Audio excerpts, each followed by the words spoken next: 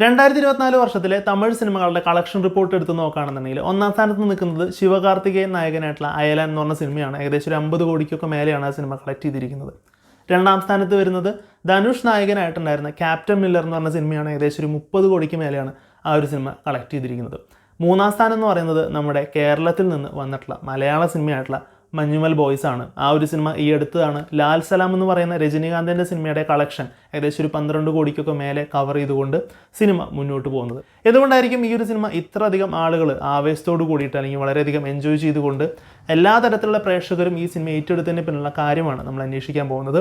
So ഇതെൻ്റെ മനസ്സിലാക്കിയുള്ള കാര്യങ്ങൾ മാത്രമാണ്. ഇതിനപ്പുറത്തേക്ക് എന്തെങ്കിലും ഉണ്ടെന്നുണ്ടെങ്കിൽ തീർച്ചയായിട്ടും നിങ്ങൾ കമൻറ്റ് ബോക്സിൽ രേഖപ്പെടുത്തുക. ഒന്നാമത്തെ കാര്യം എന്ന് പറയുന്നത് തീർച്ചയായിട്ടും ഈ ഒരു സിനിമയിൽ കൊടുത്തിരിക്കുന്ന ഒരു സിനിമയുടെ റെഫറൻസും ആ ഒരു സിനിമയിലെ സോങ് ആണ്. അതായത് ഗുണ എന്ന് പറയുന്ന സിനിമ, അതുപോലെ തന്നെ ആ സിനിമയിലെ കൺമണി എന്ന് തുടങ്ങുന്ന ഗാനം തന്നെയാണ്. തമിഴ്നാട്ടിലെ ജനങ്ങൾക്ക് അല്ലെങ്കിൽ ഈവൻ മലയാളികൾക്ക് പോലും വളരെ സുപരിചിതമായിട്ടുള്ള സിനിമയും ഗാനവുമാണത്. അതിൻ്റെ പ്ലേസ്മെൻറ്റും ആ ഒരു സിനിമയിൽ ഉപയോഗിച്ചിരിക്കുന്ന ഓരോരോ കാര്യങ്ങളും വളരെ രസകരമായിട്ട് തന്നെ വന്നിട്ടുണ്ടെന്ന് വേണം പറയാനായിട്ട്.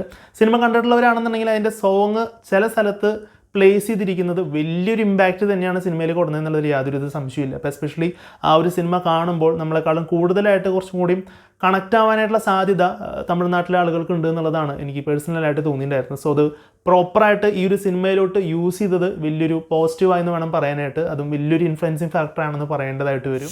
രണ്ടാമത്തെ ഫാക്ടർ എന്ന് പറയുന്നത് ഗുണ കേവ് എന്ന് പറയുന്ന അല്ലെങ്കിൽ ഡെവിൾസ് കിച്ചൺ എന്ന് പറയുന്ന വലിയ ആ ഒരു ഗുഹയും കാര്യങ്ങളൊക്കെയാണ്. സോ നമുക്കറിയാം തമിഴ്നാട്ടിലെ കൊടൈക്കനാലിനോട് ചേർന്ന് കിടക്കുന്ന ഒരു സ്ഥലമാണ് ഈ ഗുണ കേവ്. അതും തമിഴ്നാട്ടിലെ ഒരു സ്ഥലമായതുകൊണ്ട് തന്നെ തമിഴ്നാട്ടിലെ ജനങ്ങൾക്ക് തീർച്ചയായിട്ടും അവിടുത്തെ ഒരു ടൂറിസ്റ്റ് സ്പോട്ട് അല്ലെങ്കിൽ ഇത്രയും ഫേമസ് ആയിട്ടൊരു സ്ഥലത്തിനെ ബേസ് ചെയ്തുകൊണ്ട് ഒരു റിയൽ ലൈഫ് ഇൻസിഡൻ്റ് ആയിട്ടുള്ളൊരു സിനിമ വരുമ്പോൾ തീർച്ചയായിട്ടും കാണണം എന്നുള്ളൊരു ക്യൂരിയോസിറ്റി തീർച്ചയായിട്ടും ഉണ്ടായിരിക്കും. ഇപ്പം നമുക്കാണെങ്കിൽ തന്നെ നമ്മുടെ അവിടെ ഷൂട്ട് ചെയ്തിട്ടുള്ള ഏതെങ്കിലും ഒരു തമിഴ് സിനിമയാണെന്നുണ്ടെങ്കിൽ അതെങ്ങനെയുണ്ട് എന്ന് കാണാനായിട്ട് അതിനെ ബേസ് ചെയ്തിട്ടുള്ള ഒരു മുഴുനീളം സിനിമയാകുമ്പോൾ തീർച്ചയായിട്ടും നമുക്കത് കാണണം എന്നുള്ളൊരു ആഗ്രഹം തീർച്ചയായിട്ടും ഉണ്ടായിരിക്കും. സോ ആ ഒരു കാണണമെന്നുള്ള ഒരു ആഗ്രഹം, ഒരു വിഷ് തീർച്ചയായിട്ടും തമിഴ് മക്കളുടെ ഉള്ളിലേക്ക് കൊണ്ടുവരാനായിട്ട് സിനിമയ്ക്ക് സാധിച്ചു എന്നുള്ളത് പറയാതിരിക്കാനായിട്ട് വയ്യ. കാരണം ഇതിൻ്റെ ട്രെയിലറും കാര്യങ്ങളൊക്കെ കണ്ടു കഴിയുമ്പോൾ അല്ലെങ്കിൽ ഇൻ്റർവ്യൂസൊക്കെ ചെറിയ രീതിയിലെങ്കിലും നോക്കുന്നവരാണെന്നുണ്ടെങ്കിൽ തീർച്ചയായിട്ടും ഇത്തരം കാര്യത്തിനെ പറ്റിയിട്ട് അല്ലെങ്കിൽ നമ്മുടെ അവിടെയുള്ള സ്ഥലത്തിനെ പറ്റിയിട്ട് ഇവരെങ്ങനെ സെറ്റ് ചെയ്ത് വെച്ചിരിക്കുന്നു, എന്താണ് അവിടെ ഉണ്ടായിട്ടുള്ള കഥ, കാര്യങ്ങൾ അറിയാനായിട്ടൊരു ക്യൂരിയോസിറ്റി തീർച്ചയായിട്ടും ഈ ഒരു സിനിമയ്ക്ക് ജനിപ്പിക്കാനായിട്ട് സാധിച്ചിട്ടുണ്ട്. സോ അതൊരു വലിയൊരു ഫാക്ടറായിട്ടാണ് ഫീൽ ചെയ്യുന്നത്.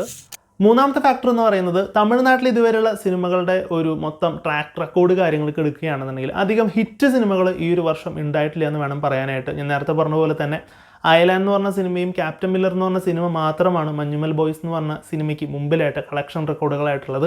മറ്റ് പലരുടെയും ഫേമസ് ആയിട്ടുള്ള സിനിമകൾ എടുത്തു നോക്കുകയാണെന്നുണ്ടെങ്കിലും കാര്യമായിട്ടൊരു വിജയം സമ്മാനിച്ചിട്ടുണ്ടായിരുന്നില്ല. തമിഴ്നാട്ടിലൊക്കെ പറയുകയാണെന്നുണ്ടെങ്കിൽ ജനുവരി മാസത്തിലെ പൊങ്കൽ ടൈമിലൊക്കെ വളരെയധികം കളക്ഷൻ നേടുന്ന സിനിമകളും കാര്യങ്ങളൊക്കെ ഉണ്ടാവാറുണ്ട്.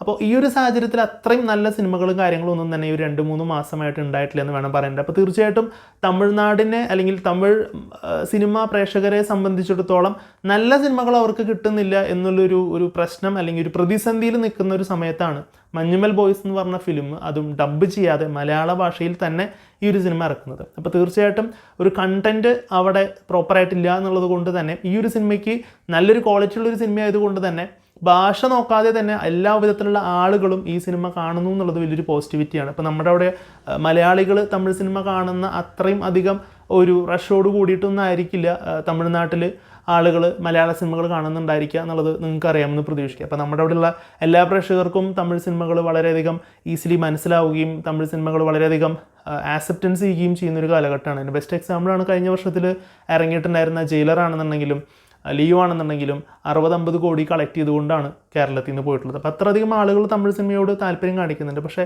ആ ഒരു സ്ഥിതിയല്ല തമിഴ്നാട്ടിൽ. കാരണം ഇപ്പോൾ ഈ ഒരു മഞ്ഞുമൽ ബോയ്സ് തന്നെ ഏകദേശം ഒരു 15 കോടിയോളം രൂപയാണ് പെർ പ്രസൻ്റ്ലി കളക്ട് ചെയ്തിരിക്കുന്നത്. അത് തന്നെ വലിയൊരു റെക്കോർഡ് എമൗണ്ടാണ്. കാരണം തമിഴ്നാട്ടിലൊരു മലയാള സിനിമ അത്രയും എമൗണ്ട് കളക്ട് ചെയ്യുക എന്ന് പറഞ്ഞാൽ അപ്പോൾ നിങ്ങൾക്ക് ഏകദേശം മനസ്സിലാവും ആ ഒരു പ്രദേശത്ത് അല്ലെങ്കിൽ ആ ഒരു തമിഴ്നാട്ടിൽ മലയാള സിനിമ റിലീസ് ചെയ്തുകൊണ്ട് ഇത്രയും എമൗണ്ട് കളക്ട് ചെയ്യുക എന്ന് പറഞ്ഞാൽ it's not an easy task. So ആ ഒരു പ്രേക്ഷകർ അത്രയധികം ഇഷ്ടപ്പെട്ടാൽ മാത്രമേ ആ ഒരു സിനിമ കാണുന്നുള്ളൂ.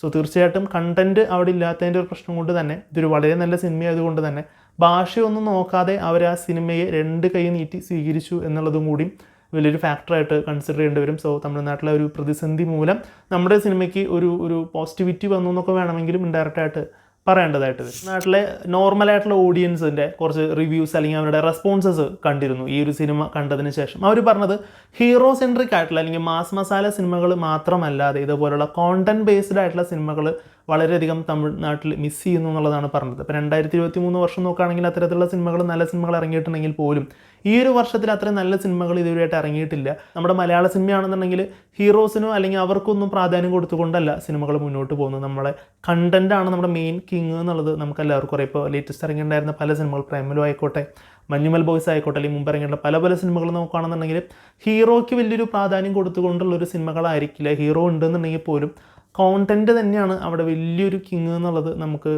ഉറപ്പായിട്ട് അറിയുന്നൊരു കാര്യമാണ്. സോ അവരും അത് ആഗ്രഹിക്കുന്നത് അത് തന്നെയാണ്. അവരുടെ തമിഴ് സിനിമകളിൽ ഇതുപോലെ തന്നെ കോണ്ടൻറ്റിന് ഇമ്പോർട്ടൻസ് കൊടുത്തുകൊണ്ടുള്ള സിനിമകൾ വേണം എന്നുള്ള രീതിയിലാണ്. അപ്പോൾ അവർക്ക് പലർക്കും ഈ മഞ്ഞുമൽ ബോയ്സിൽ അഭിനയിച്ചിരിക്കുന്ന പ്രധാന വേഷങ്ങൾ ചെയ്തിട്ടുണ്ടായിരുന്ന സൗബിനാണെന്നുണ്ടെങ്കിലും അല്ലെങ്കിൽ ഇപ്പോൾ ശ്രീനാഥ് ബാസിനാണെന്നുണ്ടെങ്കിൽ പോലും അവർക്ക് അറിയില്ല. ഒരു കുട്ടേട്ടൻ സുഭാഷ് അവരുടെ ക്യാരക്ടർ സൂപ്പറായി എന്നുള്ള രീതിയിലാണ് പലരും പറയുന്നത്. നോർമലായിട്ടുള്ള ഓഡിയൻസ് കാര്യങ്ങൾ. സോ അവർക്ക് അത്രയധികം ആ ക്യാരക്ടർ അല്ലെങ്കിൽ ആ ഒരു കണ്ടൻറ്റ് നല്ല രീതിയിൽ കണക്റ്റായി, അവർക്ക് ആ ഫ്രണ്ട്ഷിപ്പ് വളരെയധികം ഇമോഷണലി കണക്റ്റായി എന്നൊക്കെയാണ് അവർ പറയുന്നത്. സോ ആ ഒരു ഫ്ലോവിനനുസരിച്ചൊരു വളരെ നാച്ചുറൽ ആയിട്ടുള്ള രീതിയിലുള്ള സിനിമകൾ കാര്യങ്ങൾ തീർച്ചയായിട്ടും തമിഴ്നാട്ടിലെ ആളുകൾ ഇഷ്ടപ്പെടുന്നു എന്നുള്ളത് കൊണ്ട് തന്നെ അത്തരം സിനിമകൾ ഇല്ലാത്തൊരു സാഹചര്യം കൂടിയാണ് ഇപ്പോൾ തമിഴ്നാട്ടിൽ. സോ അത്തരത്തിലുള്ളൊരു സിനിമ അവരിട്ടപ്പോൾ അവരും അത് നല്ല രീതിയിൽ തന്നെ അവർ ആക്സെപ്റ്റ് ചെയ്തു എന്ന് വേണം പറയാനായിട്ട്. അങ്ങനെ ആകെ മൊത്തത്തിൽ പറയുകയാണെന്നുണ്ടെങ്കിൽ തമിഴ് ഫിലിമായിട്ടുള്ള ഗുണ എന്ന് പറഞ്ഞ സിനിമയുടെ റെഫറൻസും അതിലെ സോങ്ങും എല്ലാം ഇൻക്ലൂഡ് ചെയ്തുകൊണ്ട് തമിഴ്നാട്ടിലെ തന്നെ ഒരു പ്ലേസ് ആയിട്ടുള്ള ഗുണ കേവ്, കൊടൈക്കനാലിലുള്ള ഗുണ കേവിനെ ബേസ് ചെയ്തുകൊണ്ടുള്ളൊരു സിനിമ, കൂടാതെ തന്നെ തമിഴ്നാട്ടിലെ മൊത്തത്തിൽ സിനിമകൾ നേരിടുന്ന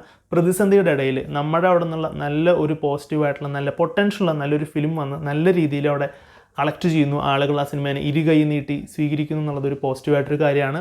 ചെന്നൈയിലെ തന്നെ ടോപ്പ് തിയേറ്റർ ആയിട്ടുള്ള മായാജാൽ ഫിലിംസ് ഇതുവരെ മലയാള സിനിമയ്ക്ക് കൊടുക്കാത്ത അത്ര നമ്പർ ഓഫ് ഷോസാണ് മഞ്ഞുമൽ ബോയ്സ് എന്ന് പറഞ്ഞ ഈ ഒരു സിനിമയ്ക്ക് അവർ കൊടുത്തിട്ടുണ്ടായിരുന്നത്. അത്രയധികം അവിടെയുള്ള പ്രേക്ഷകരും അവിടെയുള്ള തിയേറ്റേഴ്സും ഈ ഒരു സിനിമയെ ഇഷ്ടപ്പെടുന്നു എന്നുള്ളതും കൂടി ഇതിലൂടെ നമ്മൾ മനസ്സിലാക്കുന്നു. സോ മഞ്ഞുമൽ ബോയ്സ് എന്ന് പറഞ്ഞ ഫിലിം എന്തുകൊണ്ടാണ് തമിഴ്നാട്ടിൽ ഇത്രയധികം ഹിറ്റായി എന്നുള്ളതിന് ഞാൻ കണ്ടതും കേട്ടതും പറഞ്ഞതുമായിട്ടുള്ള കാര്യങ്ങളാണ് ഈ ഒരു വീഡിയോയിലൂടെ ഞാൻ പറഞ്ഞിട്ടുള്ളത്. ഇനിയിപ്പോൾ ഞാൻ എന്തെങ്കിലും പറയാനായിട്ട് വിട്ടുപോയിട്ടുണ്ട് അല്ലെങ്കിൽ നിങ്ങൾക്ക് എന്തെങ്കിലും ആഡപ്പ് ചെയ്യണമെന്നുണ്ടെങ്കിൽ തീർച്ചയായിട്ടും നിങ്ങൾ കമൻറ്റ് ബോക്സിൽ അത് രേഖപ്പെടുത്തുക. സോ നിങ്ങളുടെ അഭിപ്രായം എന്താണെന്നുള്ളതും കൂടിയും കമൻറ്റ് ചെയ്യുക. തമിഴ്നാട്ടിൽ നമ്മുടെ മലയാള സിനിമയായിട്ടുള്ള മഞ്ഞുമൽ ബോയ്സ് ഇത്രയധികം കളക്ഷൻ നേടിയതിനെക്കുറിച്ചുള്ള അഭിപ്രായം എന്താണെന്നുള്ളത് തീർച്ചയായിട്ടും കമൻറ്റ് ചെയ്യുക. സോ വീഡിയോ ഇഷ്ടപ്പെടുകയാണെങ്കിൽ ലൈക്ക് ചെയ്യുക, ഷെയർ ചെയ്യുക, കമൻറ്റ് ചെയ്യുക, ചാനൽ സബ്സ്ക്രൈബ് ചെയ്യുന്ന കാര്യം പരിഗണിക്കുക. സോ മറ്റൊരു വീഡിയോയിൽ കാണുമ്പോഴേക്കും ഗുഡ് ബൈ.